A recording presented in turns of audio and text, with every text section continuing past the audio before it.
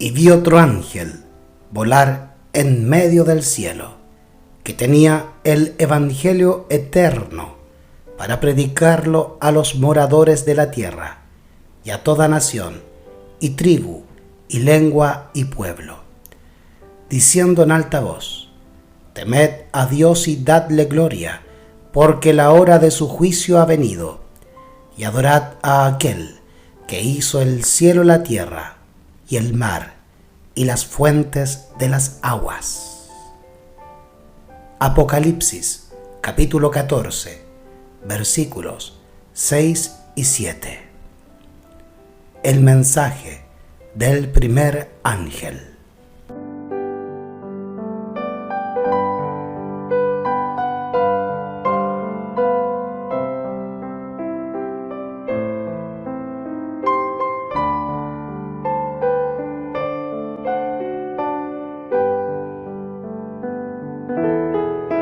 Muy buenas noches, hermanos y hermanas. Maranata, Cristo viene. Bienvenido a este canal Adventista Historicista y a este nuevo estudio y lectura de textos que vamos a utilizar hoy para profundizar y comprender en una profundidad mayor el mensaje del primer ángel, que comenzó a ser predicado en 1843. Vamos entonces a comprender en esta oportunidad el marco histórico y aquellos que predicaron este mensaje, dando origen al movimiento milerita o adventista y posteriormente a la fundación de la Iglesia Adventista del Séptimo Día. Así que, bienvenidos. Si les gusta este estudio, por favor comparta este trabajo y apóyeme con un like. Vamos a utilizar en esta oportunidad el libro La Historia de la Redención y también el gran movimiento adventista de el hermano Lovrov. Así que dejaremos que tanto Lovrov como Elena G. de White nos expliquen el marco histórico y doctrinal referente al mensaje del primer ángel. La profecía del mensaje del primer ángel, revelada en la visión de Apocalipsis 14, encontró su cumplimiento en el movimiento adventista de 1840 a 1844. Tanto en Europa como en América, algunos hombres de fe y oración se sintieron profundamente conmovidos cuando su atención se concentró en las profecías, y al examinar el registro inspirado, descubrieron evidencias convincentes de que el fin de todas las cosas estaba cerca. El Espíritu de Dios instó a sus siervos a dar la advertencia. El mensaje del Evangelio eterno se esparció por todas partes. Temed a Dios y dadle gloria, porque la hora de su juicio ha llegado. Apocalipsis, capítulo 14, versículo 7. Doquiera aparecieron los misioneros, se proclamaron también las buenas nuevas del pronto regreso de Cristo. En diferentes lugares se encontraron grupos aislados de cristianos que, únicamente por medio del estudio de las Escrituras, creyeron que el advenimiento del Salvador estaba próximo. En algunos lugares de Europa, cuyas leyes eran tan opresivas que prohibían la predicación de la doctrina adventista, los niños fueron impulsados a declararla y muchos escucharon la solemne advertencia. Tomado de la página 357 del capítulo 50 de la Historia de la Redención, sobre el mensaje del primer ángel. Para fortalecer lo que acabamos de leer como introducción, vamos a revisar lo que nos legó el hermano Lovrov a través del libro El Gran Movimiento Adventista, que nos va a hablar quiénes fueron en América los que comenzaron la predicación del mensaje del primer ángel y el movimiento adventista. Pero también revisaremos, como dice la mensajera en el capítulo 50 de la Historia de la Redención, quiénes fueron los que predicaron el mensaje siendo niños en Europa y puntualmente en Suecia.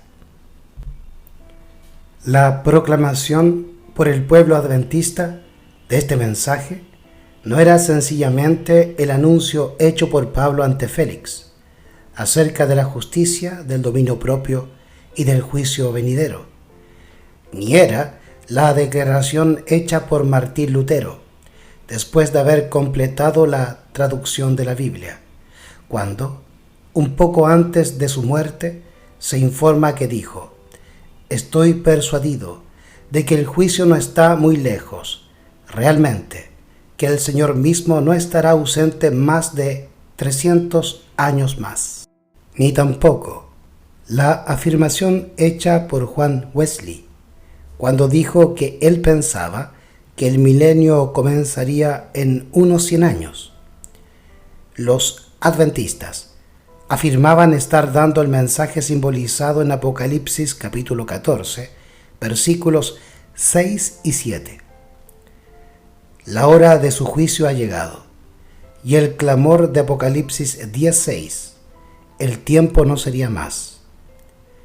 Tal profecía no podía cumplirse por un anuncio de un evento venidero, viniendo en 300 años o en 100 años más, sino en un momento definido. Ha llegado. Precisamente, tal mensaje con tal exactitud como lo requerían las profecías mencionadas fue anunciado por el pueblo adventista a todo el mundo. El juicio en la venida de Cristo.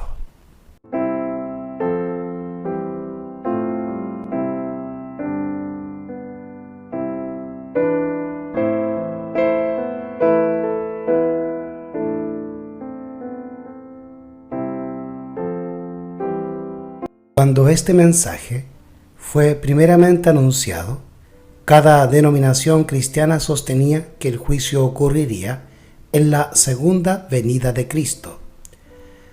Así que un pueblo, en esas circunstancias, que diera el mensaje de que la hora del juicio viene, al sustentar tal idea, necesariamente proclamaría la segunda venida de Cristo.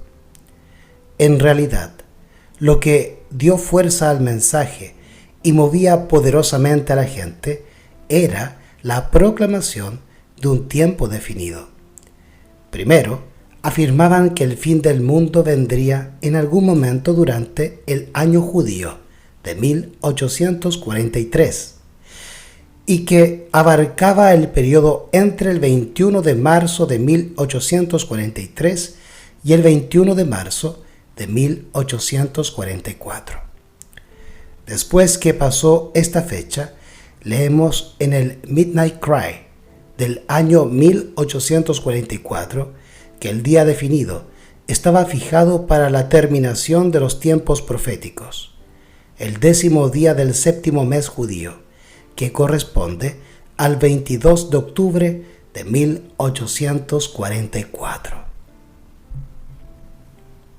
Los mensajeros.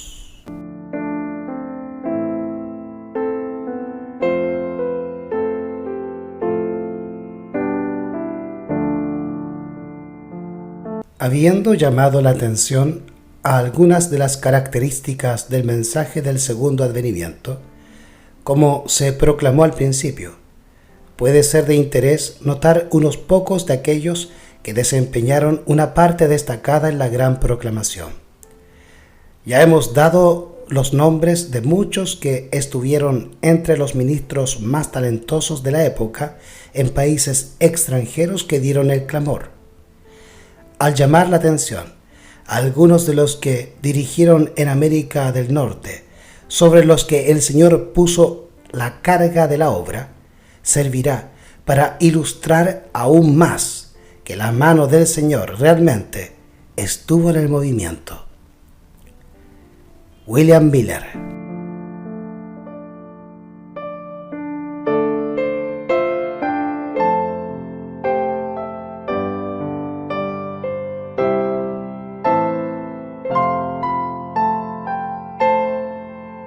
William Miller Se destacó tanto en el movimiento del advenimiento en los Estados Unidos que muchos solo lo conocen como millerismo. William Miller nació en Pittsfield, Massachusetts, en febrero de 1782. En su temprana niñez se manifestaron evidencias de una fortaleza intelectual y actividad mayores que las ordinarias. Unos pocos años hicieron que estos rasgos fueran más y más notorios a todos los que se asociaban con él. Poseía una constitución física fuerte, un intelecto activo y naturalmente bien desarrollado, un carácter moral irreprochable. Había gozado de las limitadas ventajas de la escuela del distrito solo unos pocos años antes que se admitiera en forma general, que sus logros excedían a los de los maestros que solían emplear. La conversión de William Miller.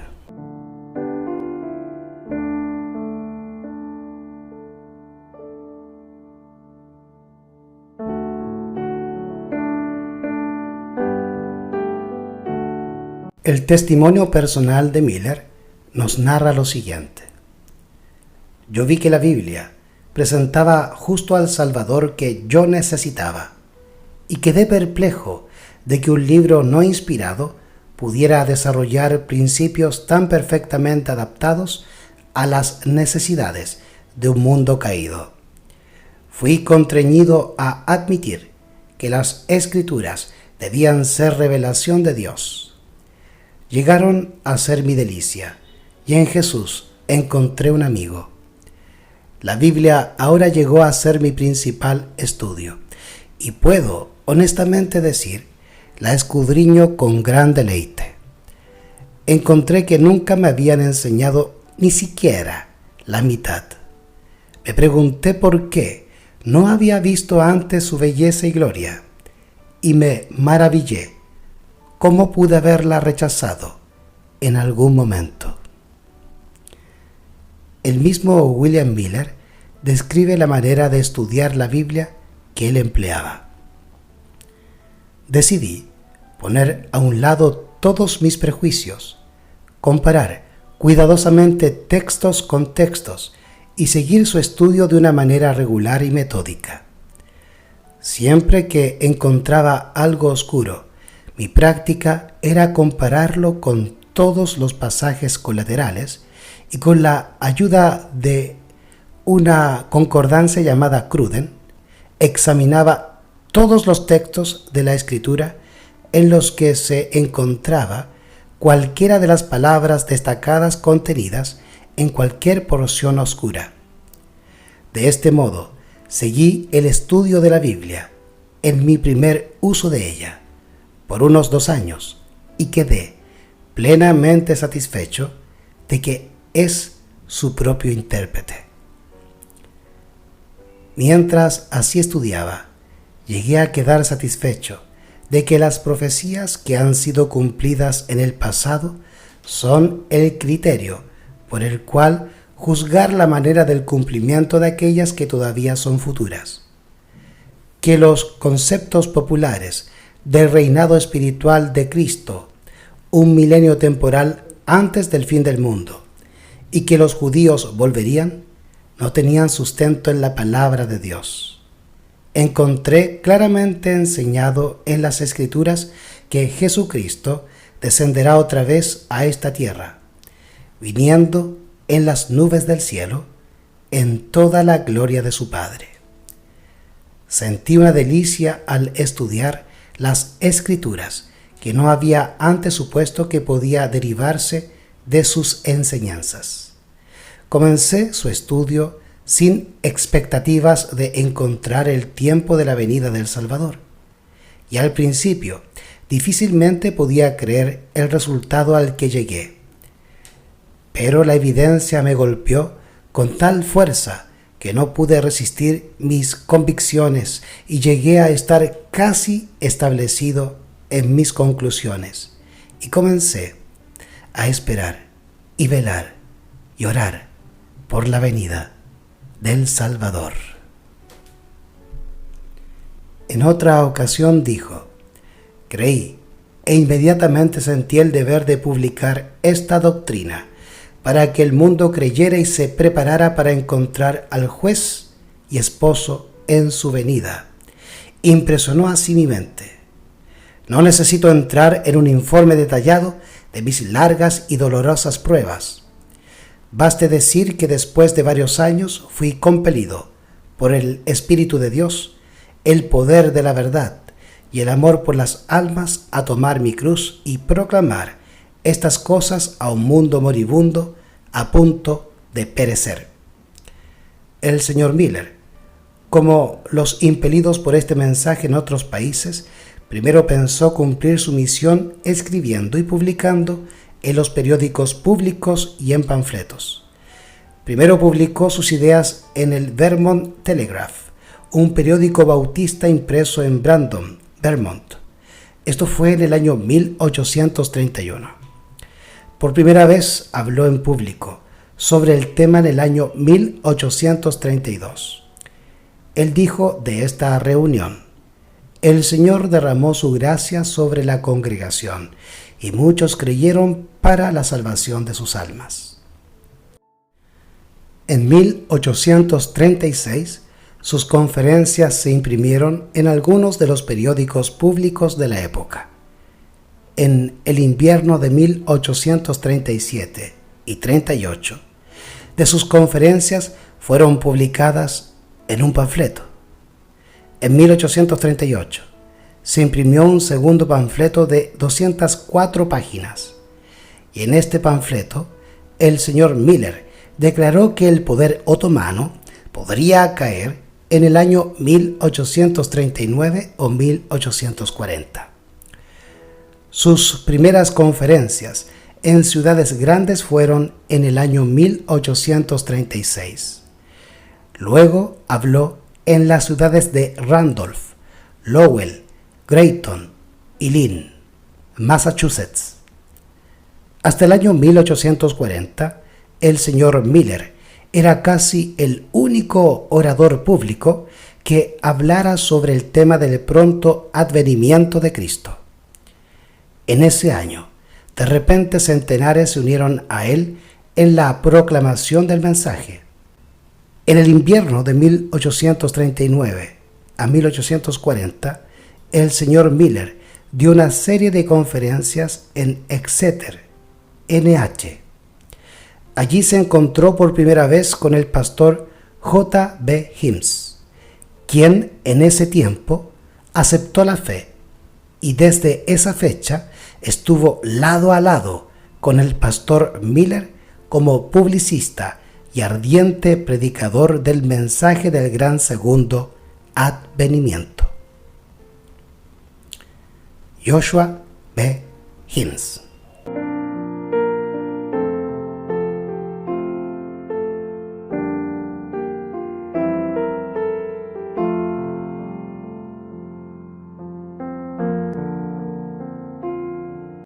Con respecto a este ferviente obrero en este gran movimiento, no podemos mejor que citar de su biógrafo, quien dice de él: Joshua B. Himes nació en Whitford, RI, el 19 de mayo de 1805. Su padre fue bien conocido como un comerciante de las Indias Occidentales y prominente como miembro de la Iglesia Episcopal de San Pablo, en Whitford.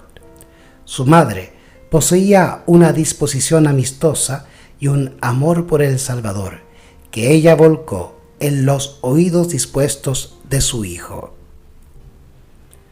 En 1825 fue comisionado como misionero en la Asociación de Iglesias Cristianas en el sur de Massachusetts.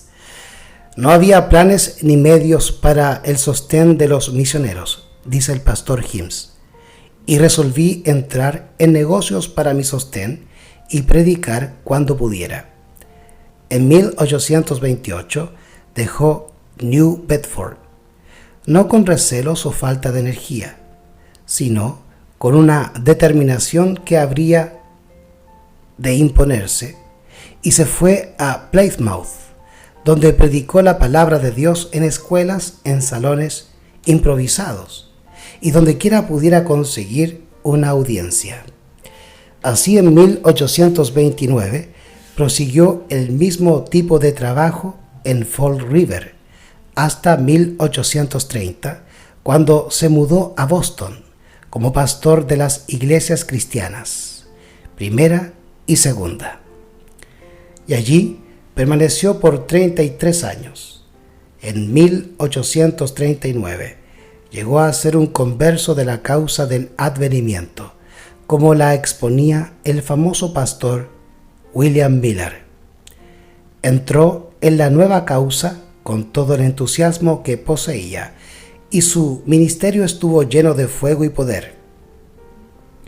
En 1840 comenzó la publicación de Things of the Times, defendiendo la causa en la cual había volcado todo su corazón, todo su dinero, todo su trabajo, todas sus energías estaban entregadas a esta causa, y se ganaron miles de conversos.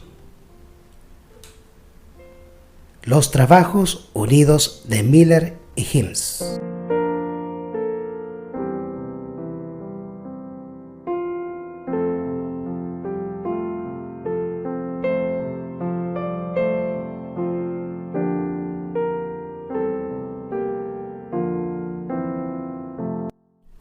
Desde 1840 hasta el otoño de 1844, las labores de los pastores Miller y Himes estuvieron mayormente fusionadas al ir estos de ciudad en ciudad, en el verano con su enorme carpa y en el invierno en iglesias y salones públicos.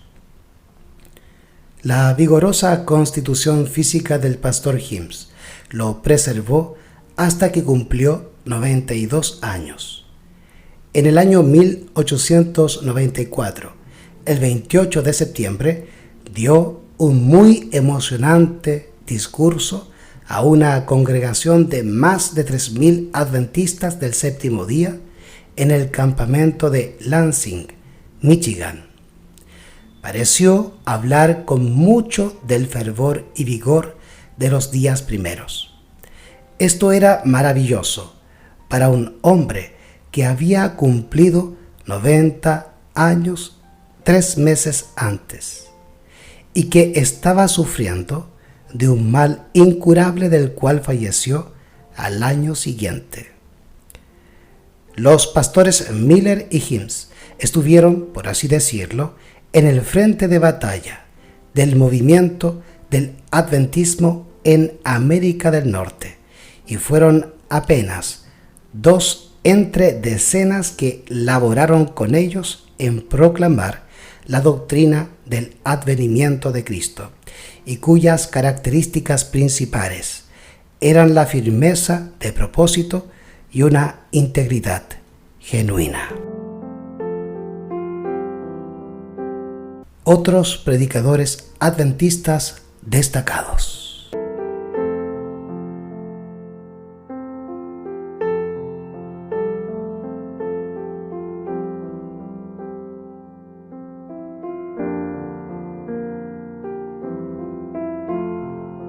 Puede ser de interés mencionar por nombre a algunos de los hombres que actuaron en forma destacada con los pastores Miller y Himes en el movimiento de esos primeros tiempos. El primero en la lista es Charles Fitch, de Cleveland, Ohio, quien en 1842 sugirió la idea de tener carteles o diagramas para ilustrar las visiones de Daniel y del Apocalipsis. El origen de la idea se basó en Habacuc, capítulo 2, versículos 2 y 3. La muerte de Charles Fitch ocurrió el 10 de octubre de 1844. El doctor Josias Leach, de Filadelfia, quien fue impulsado por el Señor a proclamar una verdad que en su cumplimiento causó un repentino y rápido desarrollo de interés en el mensaje del advenimiento. Elon Galusha, de Lockport, Nueva York, un ministro bautista notable, cuyos escritos y ministraciones sobre el tema de la pronta venida del Señor produjeron un gran sacudimiento en esa denominación. E. R. Pinney, de Seneca Falls, Nueva York, otro consagrado ministro de la Iglesia Bautista, cuyo ministerio y escritos fueron poderosos en la obra. Bien puede ser llamado la sal de la tierra. George Storrs, de la ciudad de Nueva York, quien antes de su conversión a la doctrina del advenimiento era un predicador destacado de reavivamientos. Sus escritos ejercieron una influencia poderosa en llevar a la gente a una mayor consagración de sí mismos y de sus bienes para la obra. Especialmente fue el caso en las semanas finales de los 2300 días. Él fue quien, después del chasco, trajo a la consideración de los adventistas el estado de los muertos y el castigo futuro. El pastor Stockman, de Portland, Maine, fue otro ferviente obrero en los reavivamientos de William Miller. Su muerte ocurrió unas pocas semanas antes del fin del año judío de 1843, mientras el pueblo adventista estaba esperando y aguardando que el Señor viniera en ese tiempo. Hubo otros hombres destacados que, por falta de tiempo, meramente los vamos a mencionar, tales como N. Whiting, quien hizo una traducción del Nuevo Testamento al inglés conocida como Whiting's Translation, S. Snow, F. G. Brown, Apollos Hale, L. D. Mansfield, George Needham, O. R. Fawcett, George Wesley y Edwin Burnham, tres hermanos, todos eficientes obreros en el mensaje. Niños predican en Suecia.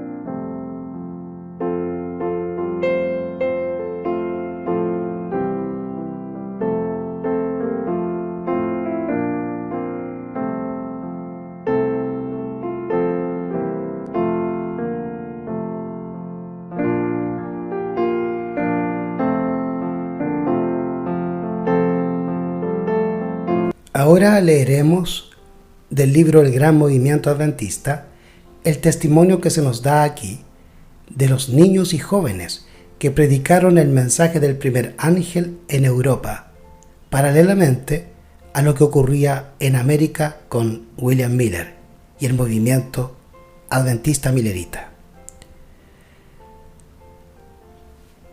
Así que, como el Señor obró para introducir la proclamación en aquellos países en los que la ley prohibía la predicación de cualquier cosa contraria a la iglesia establecida. Suecia era uno de esos países. Allí el Señor usó a niños pequeños para introducir la obra. La primera de estas manifestaciones sucedió en el verano de 1843 en Exhow, al sur de Suecia. Una niña de solo 5 años de edad, que no había aprendido a leer ni a cantar, un día, de una manera muy solemne y espontánea, cantó correctamente un largo himno luterano, y luego, con gran poder proclamó: la hora de su juicio ha llegado, y exhortó a la familia a prepararse para encontrarse con el Señor, porque Él pronto vendría. Los inconversos de la familia clamaron a Dios por misericordia y encontraron el perdón.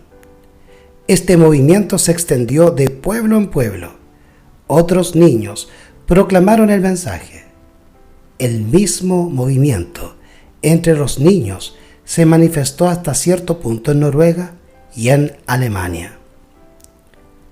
En 1896, mientras dirigía reuniones en 17 lugares de Suecia, pasé por varios lugares donde los niños habían predicado en 1843, nos narra Lovrov, y tuve la oportunidad de conversar con aquellos que habían escuchado la predicación y con hombres que habían predicado cuando eran niños. Le dije a uno de ellos: ¿predicó usted el mensaje del advenimiento cuando era un muchacho? Él replicó: ¿predicar? Sí, tenía que predicar. No planifiqué el asunto. Un poder vino sobre mí y expresé que estaba impelido por ese poder a predicar. Ahora revisaremos los testimonios de Boquist y Walbom en Örebro, Suecia. En Örebro, condado de Län, esta obra se esparció hasta que personas mayores fueron movidas a proclamar el mensaje.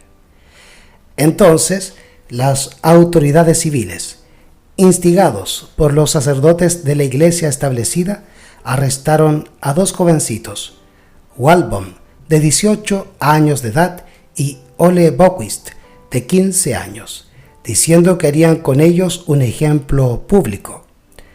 Azotaron sus espaldas desnudas con varas de abedul, y así, sangrantes, los pusieron en la prisión de Örebro. Cuando sanaron sus heridas, los sacaron de la prisión, exigiéndoles que dejaran de predicar esta doctrina. Aunque los azotaron con varas por segunda vez, reabriendo sus heridas, toda la respuesta que obtuvieron fue: predicaremos la predicación que Dios nos pide. Gracias a la intercesión de una parroquiana prominente en Örebro, el rey Óscar I les dijo a las autoridades que dejaran salir a esos muchachos de la cárcel y que dejaran de molestar a la gente. Así se obtuvo la victoria de la verdad en Suecia. A Guillermo Miller y sus colaboradores les fue confiada la predicación del mensaje en los Estados Unidos, y la luz que encendieron sus labores resplandeció hasta en tierras distantes. El Señor envió a su ángel para que tocara el corazón de un granjero que no había creído en la Biblia, a fin de inducirlo a escudriñar las profecías. Los ángeles de Dios repetidas veces visitaron a aquel escogido para guiar su mente y abrir a su comprensión las profecías que siempre habían sido oscuras para el pueblo de Dios.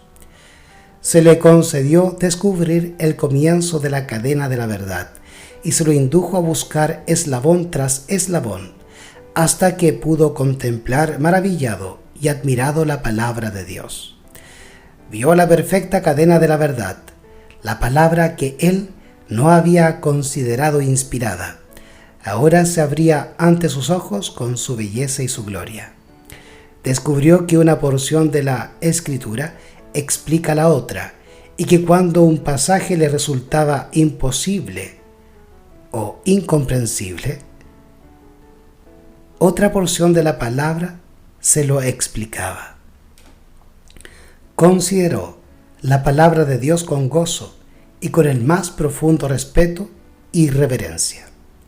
Al continuar su examen de las profecías, descubrió que los habitantes de la tierra estaban viviendo las horas finales de la historia de este mundo, pero no lo sabían. Observó las iglesias y vio que estaban corrompidas, que habían trasladado sus afectos de Jesús al mundo, que estaban buscando honores mundanales en vez de los honores que vienen de lo alto, que luchaban por las riquezas terrenales en vez de depositar sus tesoros en el cielo. Pudo ver la hipocresía, oscuridad y muerte por todas partes. Su espíritu se conmovió en su interior. Dios lo llamó para que abandonara su granja, así como llamó a Eliseo para que dejara sus bueyes en el campo de labor a fin de seguir a Elías. Con temor y temblor, Guillermo Miller comenzó a presentar ante la gente los misterios del reino de Dios, conduciendo a sus oyentes a lo largo de las profecías hasta el segundo advenimiento de Cristo. El testimonio de las Escrituras, que señalaba la venida de Cristo en 1843, despertó gran interés. Muchos se convencieron de que los argumentos basados en los periodos proféticos eran correctos y, sacrificando su orgullo y su opinión personal, recibieron con gozo la verdad.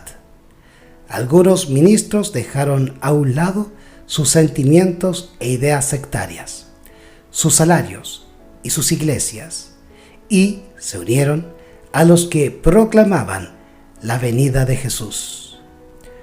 Hubo pocos ministros, sin embargo, que aceptaron este mensaje. Por eso mismo fue confiado mayormente a humildes laicos. Los granjeros dejaron sus campos, los mecánicos sus herramientas, los comerciantes sus mercaderías, los profesionales sus tareas, y a pesar de ello, la cantidad de obreros era pequeña en comparación con la obra que se debía realizar. Esto es bien importante y significativo, porque lamentablemente el adventismo hoy no puede avanzar, y mucho menos la predicación del mensaje, debido a que mayormente la iglesia aún permanece en las actividades corrientes del sistema babilónico. Y no hemos actuado como los pioneros, que abandonaron sus tareas, sus trabajos y aún sus sueldos, para dedicarse 100% a la obra ministerial. Pero eso es un tema que corresponde ver a cada uno personalmente. Solamente he querido resaltar el contexto histórico en relación a estos hombres. Entendiendo que, como dice el texto, que a pesar de que la gran mayoría de creyentes abandonaron sus trabajos en el mundo y se organizaron bajo el alero de Jesucristo para predicar este mensaje, aún así los obreros serían pocos. Imagínense ustedes hoy cuánta escasez hay de obreros si la mayoría de los creyentes adventistas de hoy están aún en Babilonia. Continúa la lectura. La condición de una iglesia impía en un mundo sumido en la maldad abrumaba el alma de los verdaderos atalayas. Y por eso, voluntariamente, soportaron trabajos, privaciones y sufrimientos para poder invitar a los hombres a fin de que se arrepintieran para salvación. Aunque sufrió la oposición de Satanás, la obra avanzó decididamente y muchos miles aceptaron la verdad del advenimiento. Un gran movimiento religioso.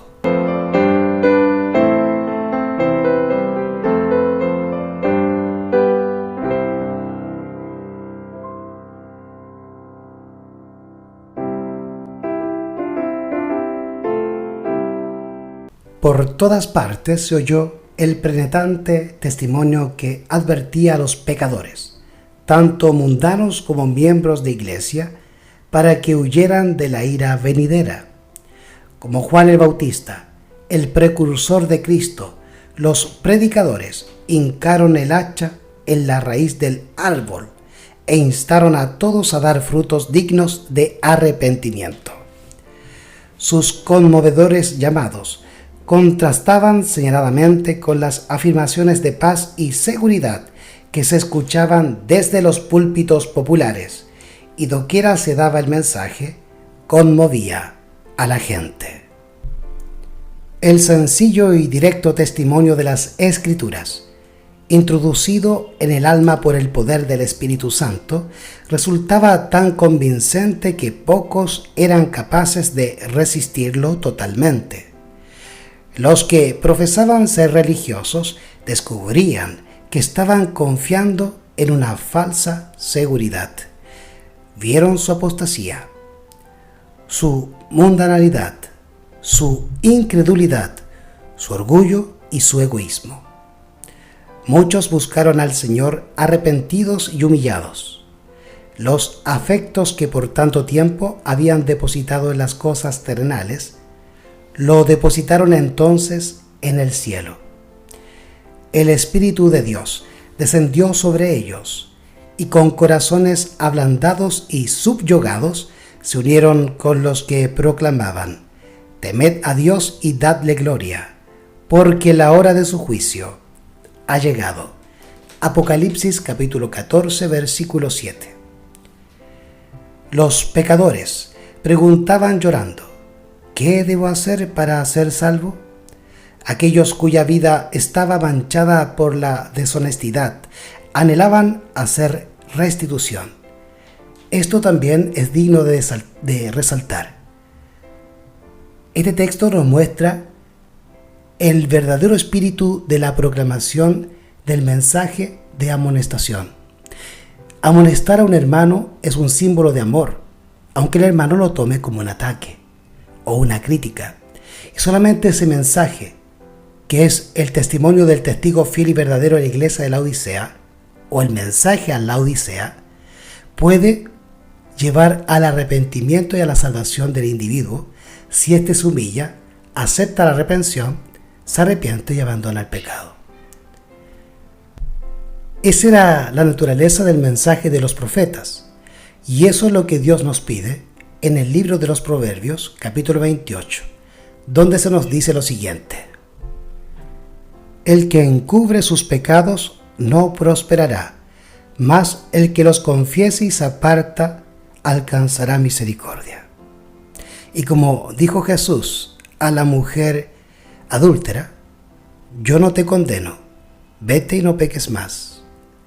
Pero para darse cuenta muchas veces del pecado que no logramos ver por nosotros mismos, Dios necesita levantar obreros y atalayas que demanden al pueblo el arrepentimiento y amonesten al pueblo por sus pecados. Isaías capítulo 58, versículo 1 nos dice lo siguiente en relación al mensaje y su naturaleza: clama a voz en cuello, no te detengas, alza tu voz como trompeta y anuncia a mi pueblo su rebelión y a la casa de Jacob su pecado. Así que todos los que encontraban paz en Cristo ansiaban que otros compartieran esa bendición. El corazón de los padres se volvía a los hijos y el de estos a sus padres. Malaquías capítulo 4. Las barreras del orgullo y la reticencia desaparecieron. Se hicieron confesiones sinceras y los miembros de la familia trabajaron para la salvación de sus seres queridos. A menudo se oía fervorosas intercesiones. Por todas partes había almas profundamente angustiadas que intercedían ante Dios. Muchos lucharon toda la noche en oración para estar seguros de que sus pecados habían sido perdonados o por la conversión de parientes y vecinos. Igual que la experiencia de Jacob, que debe ser también nuestra experiencia hoy en día. Debemos pasar toda la noche pidiendo que el Señor nos cambie nuestro nombre, es decir, nuestro carácter, y nos selle. No debemos soltar al ángel de Jehová hasta que éste nos haya cambiado nuestro nombre. La fe ferviente y decidida lograba sus propósitos. Si el pueblo de Dios hubiera continuado siendo tan importuno en la oración para presentar sus peticiones ante el trono de la gracia, tendría una experiencia mucho más rica de la que ahora posee. Debemos importunar a Dios. Existe una parábola bíblica que nos narra de una mujer que constantemente iba a solicitar el favor al rey en una cuestión que le aquejaba a ella. Y el rey, importunado por la constante visita de esta mujer para rogarle que le cumpliese dicho favor, resolvió darle lo que ella pedía, por la constante solicitud que ella hacía. De esa manera Jesús nos quiere enseñar lo mismo que aquí nos habla la mensajera del Señor, que debemos importunar a Dios, y si no lo hemos hecho, demuestra la situación en la que estamos espiritualmente hoy en día. Así que vuelvo a reiterar esta sentencia. Si el pueblo de Dios hubiera continuado siendo tan inoportuno en la oración para presentar sus peticiones ante el trono de la gracia, tendría una experiencia mucho más rica que la que posee ahora. Hay muy poca oración, muy poca comprensión verdadera del pecado, y la falta de una fe viviente deja a muchos destituidos de la gracia tan ricamente provista por nuestro misericordioso Redentor. Toda clase de gente se congregaba en las reuniones adventistas, los ricos y los pobres, los encumbrados y los humildes estaban, por diversos motivos, ansiosos de escuchar por sí mismos la doctrina del segundo advenimiento. El Señor mantenía en jaque el espíritu de oposición mientras sus siervos exponían las razones de su fe. A veces los instrumentos eran débiles, pero el Espíritu de Dios daba poder a su verdad. La presencia de los santos ángeles se sentía en esas reuniones y muchos se unían diariamente a los creyentes. Cuando se repetían las evidencias del pronto regreso de Cristo, vastas multitudes escuchaban esas solemnes palabras en completo silencio. Parecía que el cielo y la tierra se acercaban. El poder de Dios se manifestaba entre los jóvenes, los ancianos y la gente madura. Regresaban a sus hogares con alabanzas en los labios y alegres voces resonaban en el aire tranquilo de la noche.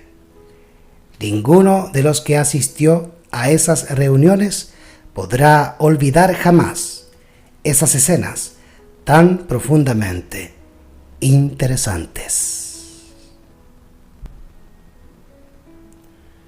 La oposición.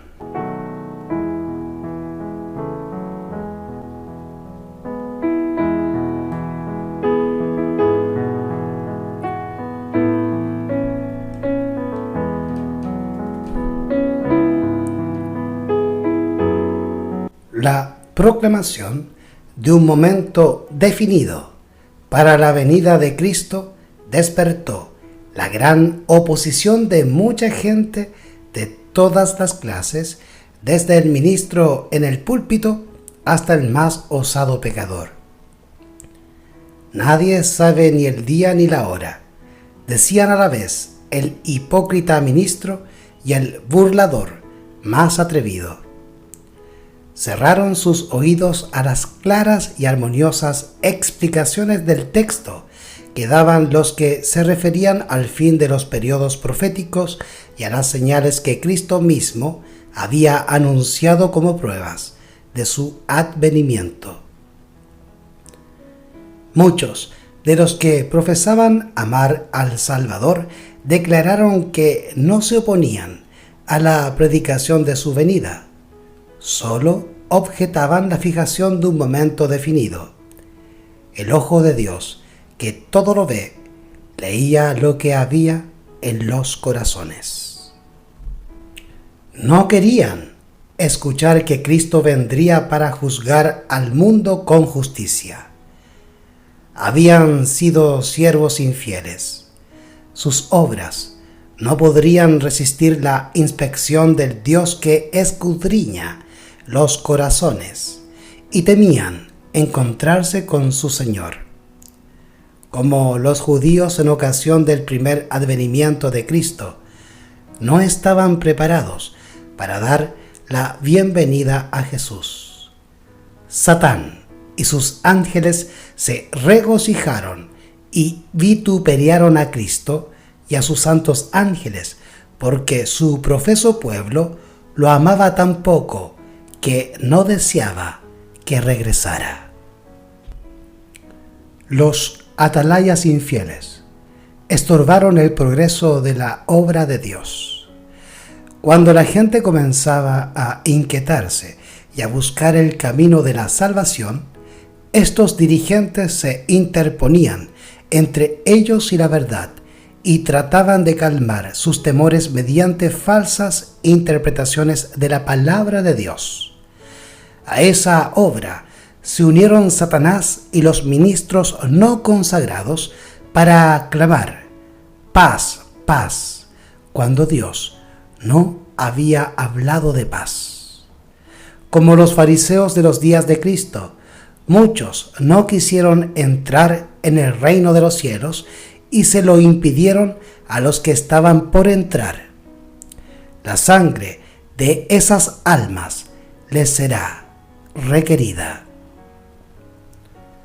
Por donde se proclamaba el mensaje de la verdad, los miembros de la iglesia más humildes y consagrados eran los primeros en recibirlo. Los que estudiaban la Biblia por sí mismos no podían dejar de verificar el carácter antibíblico de las ideas populares acerca de la profecía y donde la gente no era engañada por los esfuerzos del clero para confundir y pervertir la fe. Solo había que comparar la doctrina del advenimiento con las Escrituras para establecer su divina autoridad. Muchos fueron perseguidos por sus hermanos incrédulos. Para conservar sus cargos en la iglesia, algunos resolvieron mantener su esperanza en silencio, pero otros creyeron que la lealtad a Dios no les permitía ocultar las verdades que el Señor les había confiado. Y esto mismo está ocurriendo hoy en día con luces que el Señor está levantando en medio de valientes obreros consagrados que le están dando a la trompeta el sonido certero, como aquello que no hay Trinidad, sino que verdaderamente Dios es el Padre y su Hijo, y el Espíritu Santo es el poder de ambos que ellos nos han prometido en la tarea de la justificación por la fe. Y ante esta luz, muchos se están rebelando contra esta revelación del cielo y se están levantando, cual inquisidores medievales, a perseguir a sus hermanos de antaño en el movimiento adventista de hoy. No pocos fueron separados de la comunión de la iglesia solamente por manifestar su creencia en la venida de Cristo. Muy preciosas fueron las palabras del profeta para quienes soportaron la prueba de su fe. Vuestros hermanos, que os aborrecen y os echan fuera por causa de mi nombre, dijeron: Jehová sea glorificado. Pero Él se mostrará para alegría vuestra, y ellos serán confundidos. Isaías capítulo 66, versículo 5. Los ángeles de Dios observaron con profundo interés cuál sería el resultado de esta amonestación. Cuando las iglesias en conjunto rechazaron el mensaje, los ángeles se apartaron de ellas con tristeza. Pero había numerosos miembros que aún no habían sido probados respecto de la verdad del advenimiento. Muchos fueron engañados por sus propios esposos, por sus esposas, padres o hijos, y fueron inducidos a creer que era pecado escuchar las herejías que enseñaban los adventistas. Los ángeles recibieron la orden de velar fielmente por esas almas, porque otra luz había de brillar sobre ellos proveniente del trono de Dios.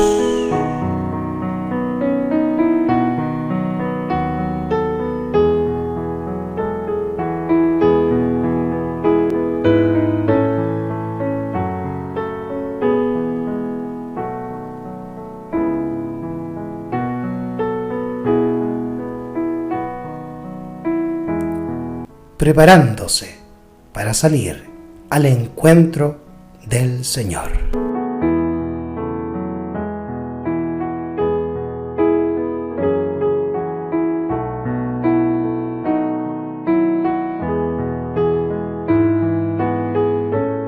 Con inefable anhelo, los que habían recibido el mensaje aguardaban la venida de su Salvador.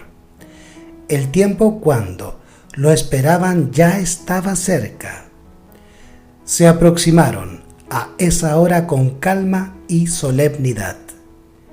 Descansaron en dulce comunión con Dios, como un anticipo de la paz que gozarían en el glorioso porvenir. Ninguno de los que experimentó esa esperanza y esa confianza podrá olvidar esas preciosas horas de espera. En la mayor parte de los casos, los negocios mundanales fueron puestos a un lado por algunas semanas. Los creyentes examinaron cuidadosamente cada pensamiento y cada emoción de sus corazones como si estuvieran en sus lechos de muerte, y en pocas horas debieran cerrar los ojos a las escenas terrenales. No se hicieron vestidos de ascensión, pero todos sintieron la necesidad de gozar de una evidencia interna de que estaban preparados para encontrarse con su Salvador. Sus vestiduras blancas eran la pureza del alma y los caracteres limpios de pecado gracias a la sangre expiatoria de Cristo. Dios quiso probar a su pueblo. Su mano ocultó un error en el cómputo de los periodos proféticos. Los adventistas no lo descubrieron ni tampoco lo hicieron sus más instruidos oponentes. Estos decían: el cálculo de los periodos proféticos es correcto. Un gran acontecimiento está a punto de ocurrir, pero no es lo que el señor Miller predice. Es la conversión del mundo y no el segundo advenimiento de Cristo. El momento de la expectativa pasó y Cristo no apareció para liberar a su pueblo. Los que con fe sincera y amor esperaron a su Salvador sufrieron una amarga desilusión. Pero el Señor había cumplido su propósito. Había aprobado los corazones de los que profesaban esperar su venida. Muchos, entre ellos, habían actuado por un motivo que no era más elevado que el temor. Su profesión de fe no había afectado ni sus corazones ni sus vidas. Cuando el acontecimiento esperado no ocurrió, declararon que no estaban chasqueados. Nunca habían creído que Cristo pudiera venir, dijeron, y fueron los primeros en reírse de la pena de los verdaderos creyentes. Pero Jesús y toda la hueste celestial consideraron con amor y simpatía a los probados, aunque decepcionados fieles. Si se hubiera podido descorrer el velo que separa el mundo visible del invisible, habrían visto a los ángeles aproximándose a esas almas perseverantes para protegerlas de los dardos de Satanás.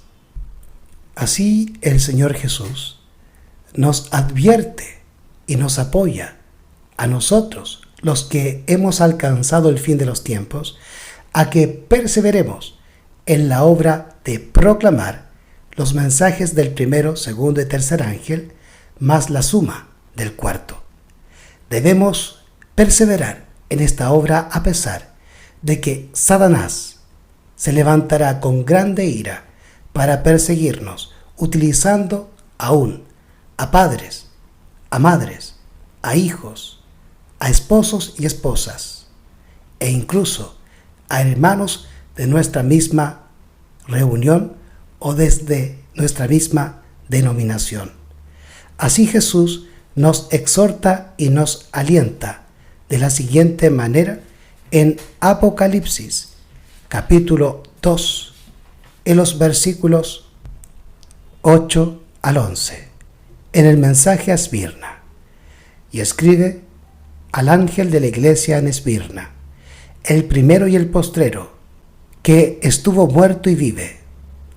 Dice estas cosas: yo conozco tus obras, y tu tribulación, y tu pobreza, pero tú eres rico, y la blasfemia de los que se dicen ser judíos y no lo son, o la blasfemia de los que se dicen ser adventistas y no lo son, mas son sinagoga de Satanás. No tengas ningún temor de las cosas que has de padecer. He aquí el diablo echará a alguno de vosotros a la cárcel para que seáis probados y tendréis tribulación de 10 días. Sé fiel hasta la muerte, y yo te daré la corona de la vida. El que tiene oído, oiga lo que el Espíritu dice a las iglesias. El que venciere no recibirá daño de la muerte segunda. Así también nos dice en el capítulo 3, verso 21, al que venciere, yo le daré que se siente conmigo en mi trono, así como también yo he vencido y me he sentado con mi Padre en su trono. Porque aquí está la paciencia de los santos, aquí están los que guardan los mandamientos de Dios y la fe de Jesús. Y oí una voz del cielo que me decía: escribe, bienaventurados de aquí en adelante los muertos que mueren en el Señor. Sí, dice el Espíritu, porque descansan de sus trabajos, pero sus obras con ellos continúan. Apocalipsis capítulo 14, versículos 12 y 13. Así hemos finalizado un estudio más en el que hemos revisado el mensaje del primer ángel, más bien en un marco histórico, en que hemos podido conocer el desarrollo de ese mensaje desde que se principió con las palabras de Guillermo Miller, e incluso pudimos visitar la historia en Europa en forma breve en relación al movimiento adventista en medio de niños y jóvenes en Escandinavia. Ha sido grato para mí poder compartir con ustedes este tiempo, y les pido por favor encarecidamente que ahora ustedes puedan compartir este trabajo con vuestros amigos y hermanos y familiares. Que el Señor les bendiga, y estamos invitándoles a un segundo video en el cual revisaremos de la misma manera el marco del segundo mensaje de Apocalipsis 14 y posteriormente el mensaje del tercer ángel. Así que están invitados, y aquellos que aún no están suscritos a este canal, por favor suscríbanse para que puedan ser avisados cuando su servidor pueda compartir otro video como este. Y recuerden siempre, hermanos queridos, Maranata, que Cristo ya viene.